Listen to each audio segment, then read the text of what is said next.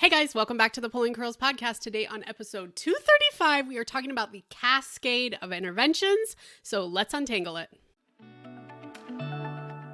Hi, I'm Hilary, a serial overcomplicator. I'm also a nurse, mom to three, and the curly head behind Pulling Curls and the Pregnancy Nurse. This podcast aims to help us stop overcomplicating things and remember how much easier it is to keep things simple. Let's smooth out those snarls with Pregnancy and Parenting Untangled, the Pulling Curls podcast.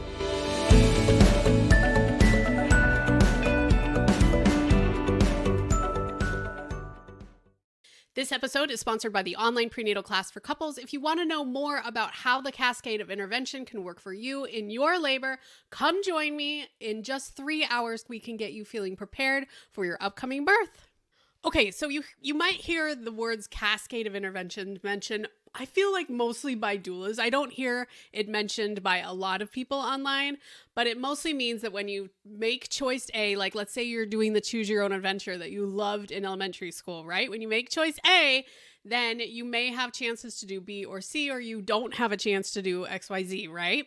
So let's give an example. Let's say you go in for an induction. You have immediately increased your chance of a C-section because inductions are higher risk. That doesn't mean that you will have a C-section, but it does mean that you have an increased chance of an induction.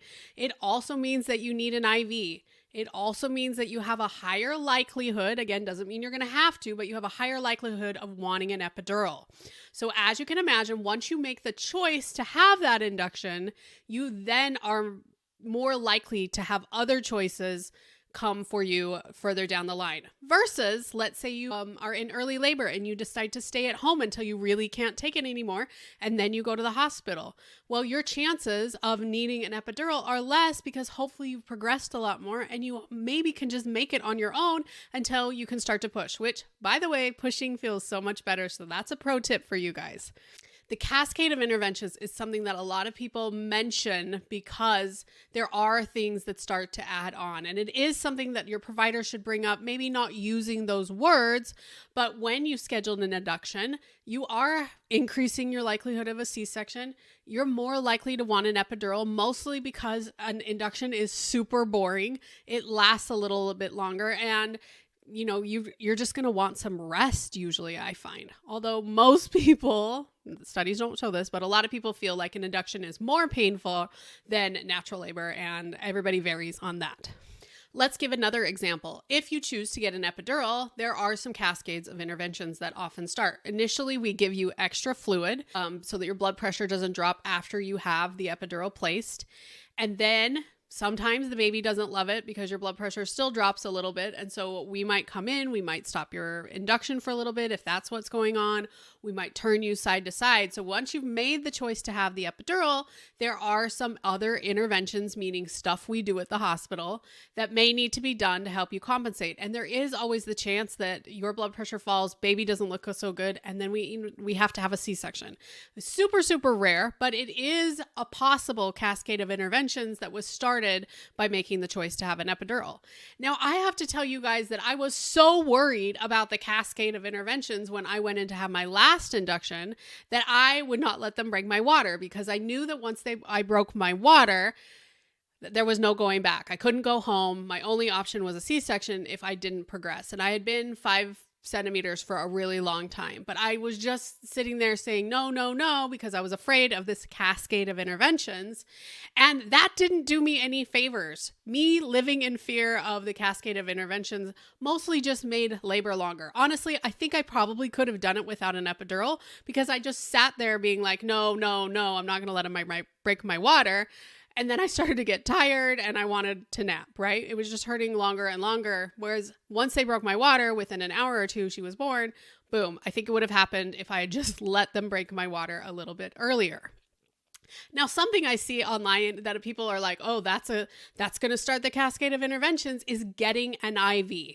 Just because we place an IV doesn't mean that we're for sure going to use Pitocin on it, or you're for sure going to want IV pain meds, or what got an epidural.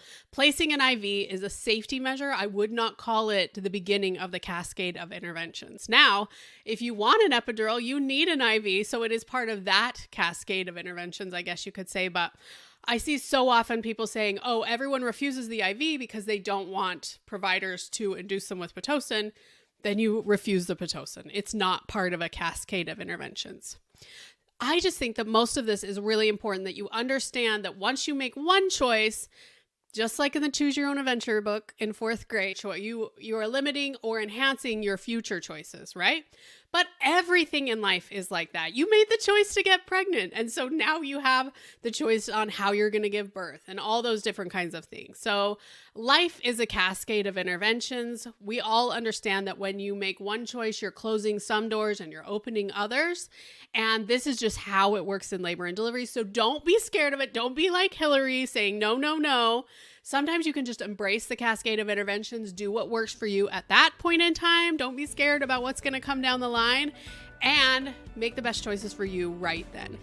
Now, this is the final episode of season 5. We will see you guys in the fall in season 6, and I hope you guys have a wonderful summer. We'll see you then.